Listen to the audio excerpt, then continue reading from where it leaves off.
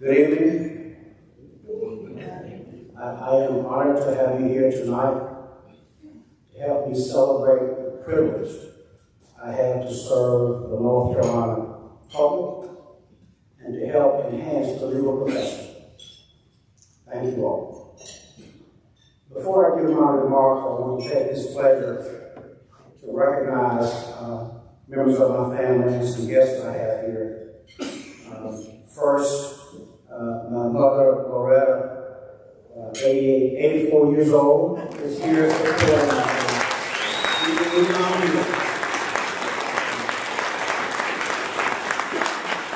My very wonderful sons are here. Tony and his fiancée, Allie, Wesley, Bradley and his girlfriend, Kaylee, are here. My 4 siblings are here. Joey, Yvette, Tina and her spouse Greg, Georgette are here, and my little brother has gone to be with the Lord. My Aunt Lorraine is here as well, so I've got a lot of support here tonight. Special guests, I have at last count 9 or so members of my law firm, partners, counsel, and staff are here, and I do want to give a special shout out to my professional assistant of 22 years, Sharon Tomley, who is sure that I'm here tonight to do what I need to do.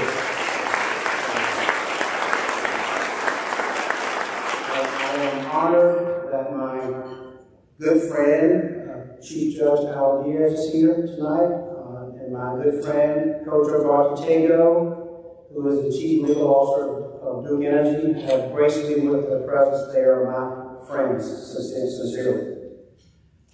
6 of my fraternity brothers have graced me with their presence from the University of South Carolina here tonight. And my 2 best friends from high school were on the way. They called me from High Point saying that the call was serviced at the Lexus dealership on Monday to come here. And they broke it down.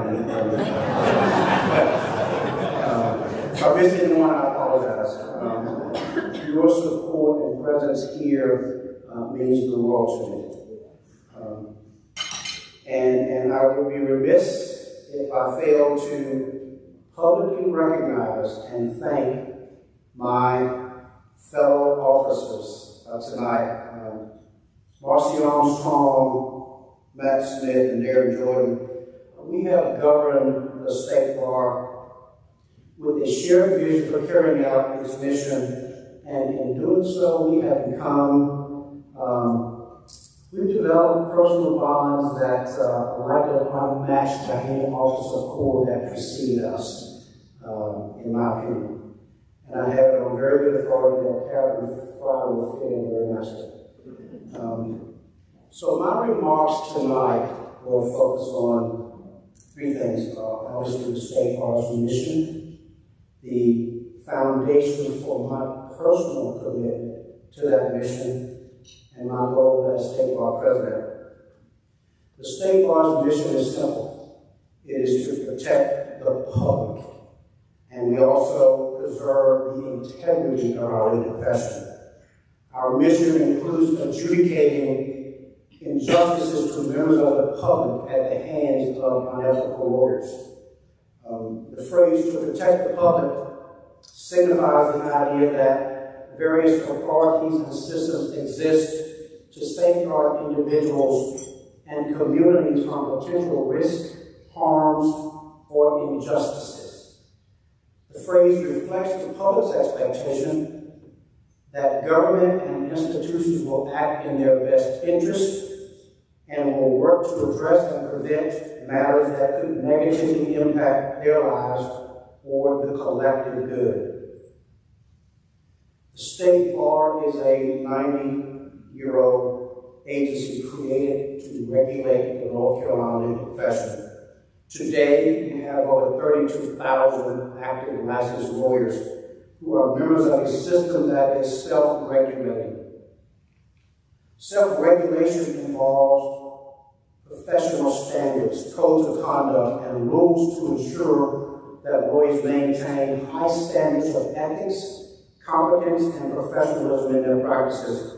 The goal of self-regulation is to maintain the integrity of the legal profession, to protect the interests of clients, and to uphold the rule of law. Self-regulation is a privilege, one which the state bar must and will execute.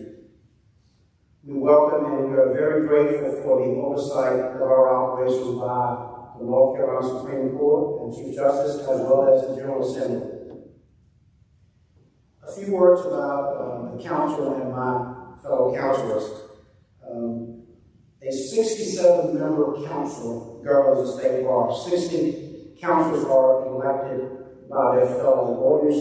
3 public members are appointed by the governor, and 4 officers are elected by the council itself.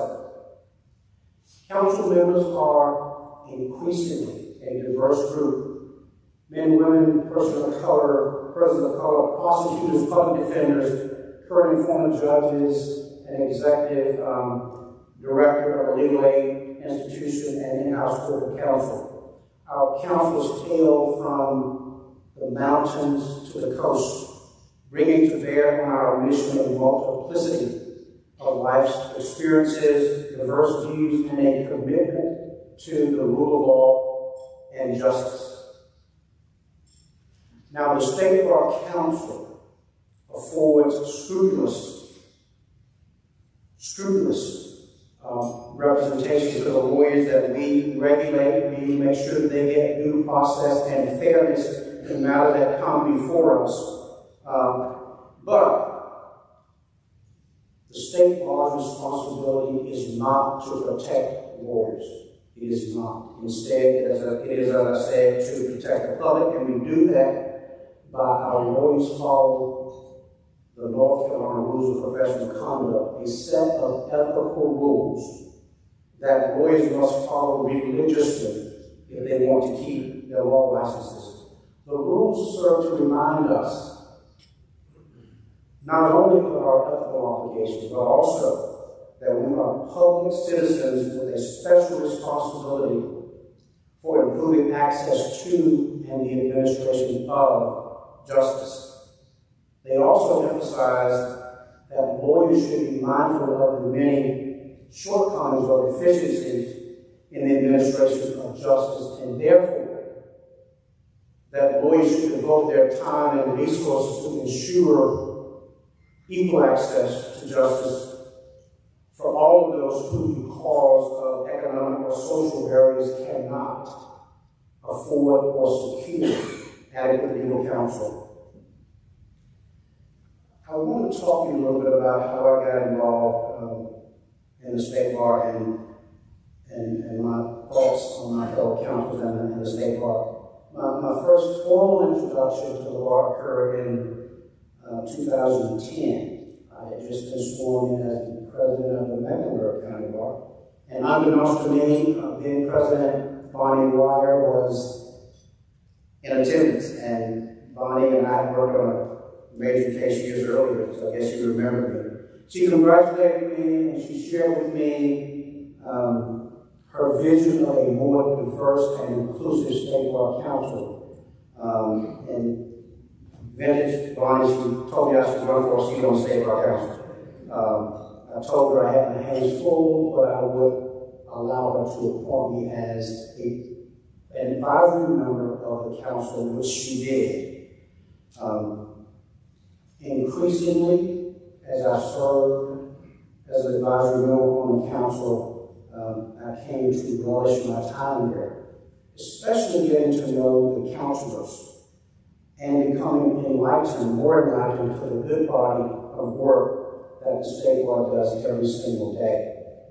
And so, 2 years after Bonnie suggested it, I actually ran for office in 2013, and I was elected to the council. And the rest they might say is history.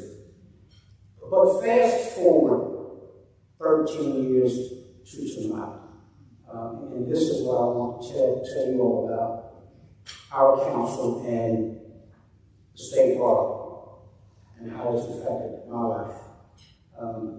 The last 13 years spent with my state law family have been some of the best and most rewarding in my 37-year legal career. That 13-year period has afforded me the opportunity to work alongside and learn from resolute men and women of the State Law Council dedicated to our mission, justice, and the rule of law. They could aptly be called Renaissance lawyers, who possess a wide range of skills adaptable to serving our complex needs of our public, and who are committed to professionalism, integrity, intellectual achievement, civility, collaboration, and service in the practice of law. Most practice or have practiced in solo or smaller firms, and for many, being away from the office for days at a time to discharge their state law obligations requires substantial economic sacrifice. Yet, quarter in, quarter out, they show up on time, cheerfully ready to do their duty. So it is our solo and smaller firm lawyers who more regularly interact with our public, represent the public in often life-changing matters, and I dare say, better comprehend the struggles, the trials and tribulations of members of the public. The shared experiences and insights of my council colleagues into the real-world challenges of serving members of our public, that has provided me with thought-provoking viewpoints on matters such as race, gender, culture, service, practice areas, demographic, etc., you name it. And so personally for me, serving with my fellow law counselors has afforded the unique opportunities, even the privilege of being able to compare and contrast the law practices of smaller and solo firms with what my two good friends over here, Matt and Marcy, I can call my ivory tower big law firm practice from the big city of Charlotte. But the knowledge gained and lessons learned from my counselors have been immensely educational, even transformational for me in my views on things. They have made me a better lawyer, a better public citizen, and I cherish my state law family. Now, having said all those nice things about my counselors, let me disabuse them of the notion that I perceive that they have so cornered the market on protecting the public that some big city lawyer like me from a big firm like mine has nothing to bring to the public service table. I want to share a couple things about my law firm and its approach to pro bono and public service, and then I'll share a couple of remarks about myself. As to my law firm, it is true, as Marcy and Matt teased, we recently ranked number 62 on a list of the 100 largest firms in the United States, so we're a big law firm. We have upwards of 1,000 lawyers in 19 offices around the world. We defend, some of my clients know, big companies in complex matters involving substantial risk to the company's reputation, brand, and or pocketbook.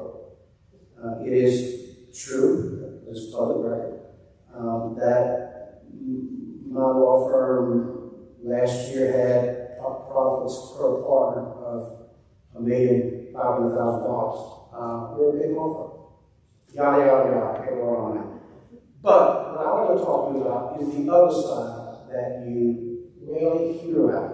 For example, that for over 120 years, my law firm has a long commitment to public service and pro bono work. So it is also true that since our founding in 1901, we have a long and proud history of providing pro bono legal services to the poor, disadvantaged, and other individual groups of the general public. It is true that we currently provide 3 fully funded full-time pro bono fellowships to lawyers who are interested only in public service work, not working with us, but doing public service. It's true that for 30 consecutive years, we have met or exceeded our annual commitment of contributing 3% of the firm's total billable hours to pro bono work. And being a big firm, we bill a lot of hours. For 14 consecutive years, we have achieved 100% pro bono participation by our hundreds of lawyers. And just this last fiscal year, 2023, we reported over 52,000 total pro bono hours, opened over 1,300 pro bono matters, and had 138 timekeepers with more than 100 pro bono hours. And so that history, that commitment is what I will bring with me to my role as state law president. My law firm has given me its full support to serve the people of North Carolina for the next year. Public service, as we like to say in-house, is in our DNA. So let me take a few moments now to tell you my story, my own personal story that some of you may know about, my life journey. I have decided to share some details in hopes that, as some of you find me all the time, should you find me in a meeting shouting, protect the public, as I often do, you may have a better appreciation for why I do that in my foundation. 63 years ago, I was born into a severely impoverished rural community in Chester, South Carolina. My 2 parents and 6 children lived in a tiny 4-bedroom house, 2 bedrooms, small kitchen, small front room. And I cleared all this with my mom, just so you know. For years, it's true, our house had no running water, no indoor plumbing, no indoor toilets. We didn't have an outhouse. Like many poor folks at the time, we used what the old folks called the quote-unquote slop jar to relieve ourselves. And I understand that the fancier households called it a chamber pot, but same difference. For drinking water, we older children would march down a hill to our neighbor's outdoor spigot. We would fill empty gallon-sized milk jugs with well water, and we marched back home with our supply of water. For bathing, we heated that well water and poured it into one of those big aluminum tubs that you have seen that some people wash their clothes in the old days. So it was well into the 4th grade before we got, I was going to the 4th grade before we finally got indoor water and plumbing, and it wasn't the 5-star category, as I would say. For sleep, we 6 children would climb into 2 beds in a very tiny bedroom. Beds were about arm's length apart. 3 boys in one, 3 girls in the other. And mind you, these were not queen or king-size beds. For heat, we had 1 wood stove in the corner of the front room, and oftentimes when it was really cold, we children would sort of trade off getting close to the heater to try to get a bit of warmth. For food, we purchased what the meager wages that my mom and stepfather made and that we could afford. For everything else, we got food stamps. We lived on food stamps.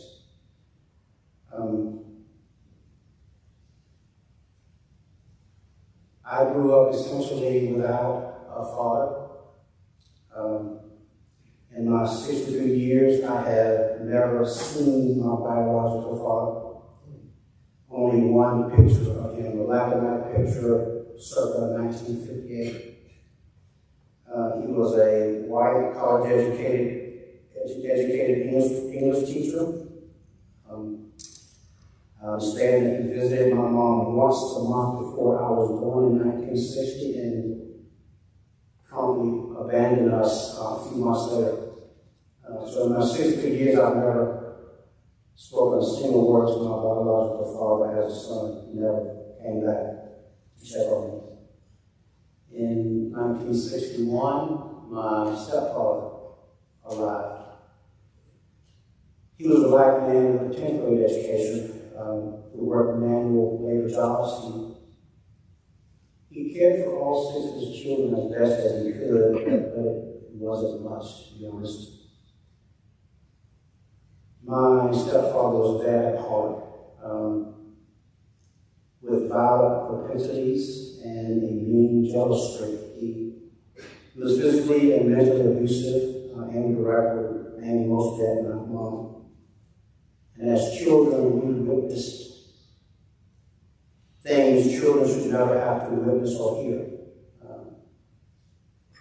They divorced when I was about 13 years old, and he promptly left South Carolina and abandoned all 7 of us. My mom teased us. He paid the sum total of exactly $139 child payment support for all 6 of his children, and never another penny. So after that, life got a little harder, and the scourge of poverty got a bit harsher. But through it all, our single mom was our rock. She was strong, she was steadfast, she was unflappable. She lived with humility, and she praised God's mercy and grace. She did. Without much formal education, she worked in a textile mill all of her life, earning legal wages. But she gave her 6 children unconditional love, stressed education. She taught us respect and compassion for the plight of others, and she modeled a fierce determination to protect her children from any harm, and she kept that. I praise God for allowing my 84-year-old mother to be here tonight to see her son standing in front of all of you fine folks to accept this honor.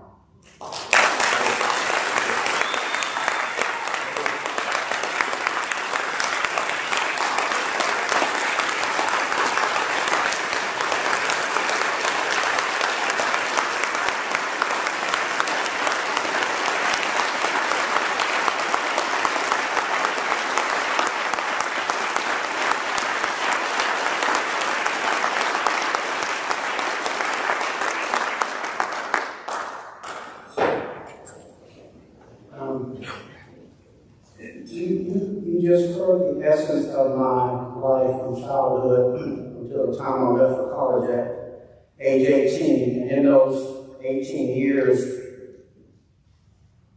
I experienced and witnessed circumstances that poor, socioeconomically disadvantaged members of the public often endure, but ought not. They ought not. And I can testify that the stigma of poverty can indelibly affect the psyche. I can testify to that. So this explains why, in part at least, and even today, in my mind's eye, I see myself as a member of that vulnerable public. And because presently, I know that certain members of my family could become vulnerable members of that public, were it not for my ability to use my legal training and my resources to protect them. And that's part of our mission at this state hall. Now a little different angle. My acceptance into college was the start of a life-changing path. Up until that point, I'd only known hard times, and it sort of confirmed that there is a God, to be sure. in August of 1978, when this 18-year-old country bumpkin was a duck out of water when I showed up on the huge University of South Carolina campus in Columbia, the big city of Columbia. I showed up having never visited because I couldn't afford to visit. I'm pretty resilient and social. And towards the end of my first semester of college, I remember my devotion to education and my strong work ethic started to propel me away from the sting of poverty towards prosperity and milestones I never could have imagined. Never.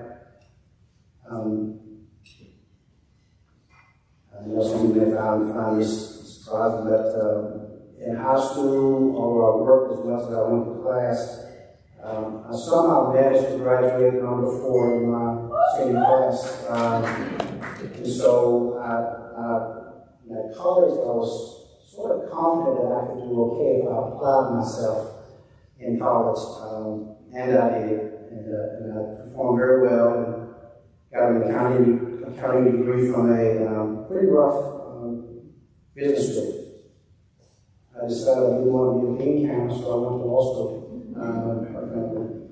And when I wasn't working in law school, I was studying, and it paid off. I managed to graduate in the top 10% of my class, and I became the first black male to serve on the South Carolina Law Review as an articles editor. Pretty heavy stuff at law school. In 1986, then I had the wonderful fortune to join Hunton. The only law firm I had been at in my entire 37-year legal career. I had many opportunities to leave, but there was no reason to. As you have heard already, Justice Thomas had already blazed the trail as the first up through the ranks black partner at a major southern law firm. And so I had to settle for being the second judge partner at Hunton. And I was. I became the first black partner at Hunton to be elected to serve on our firm-wide executive committee, which manages the entire law firm. So I learned a couple things about managing the place too. I've chaired many practice groups, firm-wide committees at my law firm, and I now serve as the managing partner of the Charlotte office of Hunton. So starting out my legal career with nothing except student loans, quite frankly. My time and work at Hunton has bestowed the good fortune of being able to realize and achieve a relative degree of affluence, to be candid about it. But this is the point. My life's journey has provided a unique privilege, and I call it a privilege on purpose, to navigate the wide spectrum between poverty and prosperity. I know firsthand the jagged edges of poverty. I know firsthand the smooth edges of prosperity. I know that the lessons and perspectives gained from traversing both ends of that spectrum, that wide spectrum, have made me a better person. And for our purposes tonight, they have prepared me to be a better leader. I've got a different perspective on many things. And so I say to my colleagues and others who tease me, and even the Chief Justice got in on this point sometimes, I am confident that this big city lawyer with this big law firm practice from the great state of Mecklenburg is ready, willing, and able to lead the execution of the state bar's mission of protecting the public. I believe I'm qualified. Finally, my goal as president invariably incoming presidents get this question. I got it when I was sworn in 2010 as president of the Mecklenburg County Bar. I got it when I was sworn in 2016 as president of the North Carolina Association of Defense Boards. And I've got it tonight as this moment has approached. Fortunately, my answer is consistent. I like consistency. And it comes from the old familiar adage, try to leave the world a little better than you found it. So my goal as president is simply to leave the North Carolina State Bar a little better than I found it tonight. 2 points. Continuity matters. I'm a big believer in the saying, if it ain't broke, don't fix it. I believe that. And I believe right now that the State Bar is basically firing on all cylinders. And so, at this moment, I have no grand plan to deliver some new and innovative signature program designed to etch my name in the State Bar's history books. I don't have that one. It's not my goal. Instead, my plan simply is to continue to use the State Bar's abundant resources, both human and financial, to build upon the excellent work, leadership, accomplishments, programs, and initiatives of my fellow officers, counselors, and the State Bar's lawyers and staff.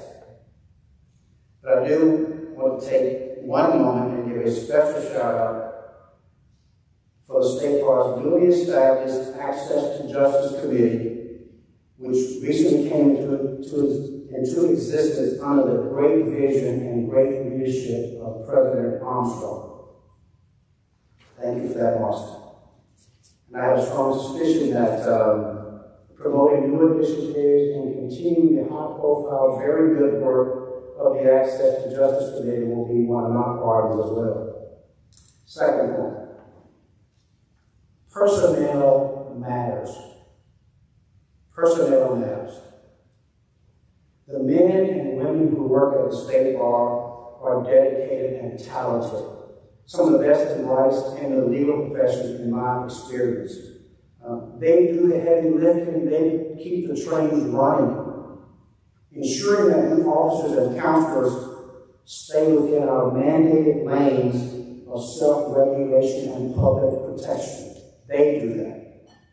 They are true assets of the State Bar. As such, these loyal and skilled professionals should be recognized for the essential human resources they represent and the valuable contributions they make. To fulfill missions and goals, high-performing institutions must take care of those on the front lines. They must. The State Bar can accomplish this by ensuring that our professional staff enjoys the benefits and rewards of a just and competitive compensation system and a respectful, collaborative, diverse, inclusive, and productive work environment. Those are essentials. So I pledge to collaborate with the Executive Director, our officers, and our counselors to keep this vitally important personnel matter top of mind at the State Bar.